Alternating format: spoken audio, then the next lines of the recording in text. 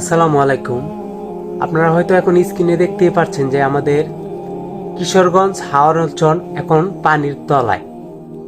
এখন ভাই কিছু কথা না বললেই নয় যে কিছুদিন আগে আমাদের এলাকায় এমন এমন কিছু কীর্তিকলাপ হয়েছে, তো কিছুদিন পর পর এই যাত্রা গান, হেই সেই, এমক নারী এই নাচ গান বাজনা এগুলোই চলছে। যারা এগুলা করাইছে, ওই কিশোরগঞ্জ হাওর অষ্টগ্রাম এলাকায় যারা এগুলো করাইছে তারা কিন্তু অধিকাংশ মুসলমান। তারা হয়তো ভুলে গেছে যে উপরে একজন সৃষ্টিকর্তা আছে, উনি উপর দিকে সবই দেখতে আছে। তারা সৃষ্টিকর্তার কথা চিন্তা ভাবনা না করে তারা বলছে কি যে এবার তো আমরা হাওড়া এলাকা অনেক ধান উৎপাদন হচ্ছে, আমরা কি করবো, ধান যদি একটু ভালো হয় তা ধানটা মানে বাড়িতে আইন না, তারা কি করব, আমি আমার নিজের এলাকার ভাষায় বলতেছি যে তারা ধান বাড়িতে আইন না, তারা কি করব যে আবার নতুন করে আবার যাত্রা গান তারা করাবো। এখন কই, এখন তো সব পানির তল, এখন করাও।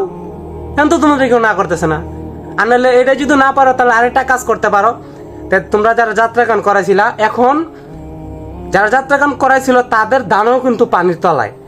এখন একটা কাজ করতে পারো, যে একটা মেয়ান ছিল, ওর নাম যেন কি নুরি নাকি, ওরা আইন না যে বললা যে না আপনি আমাদের এলাকা আবার আসেন, আর সেখান তো যাত্রা গান করাবো না, একটা দোয়া ফেরেন, মিলাদ ফেরেন করে সেরা আমাদের হাওর অঞ্চলটার বাঁচান। এখন এটা করতে পারেন, যাত্রা কান্না করে এখন এটা করান, ওরা আইনে মিলাদ পরে না দোয়া করে দেন আমার হাওর অঞ্চলটারে বাঁচান। আপনারা তো ভুলে গেছেন ভাই, আপনারা যারা করছেন উপরে একদম সৃষ্টি করতে আছে আল্লাহ, যে সবই দেখতে আছে।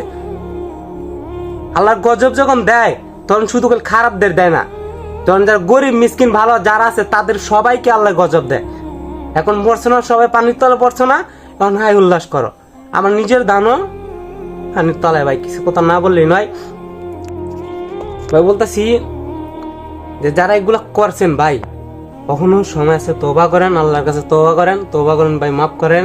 আল্লাহর বলেন যে আল্লাহ আমাদেরকে মাফ করে দেন।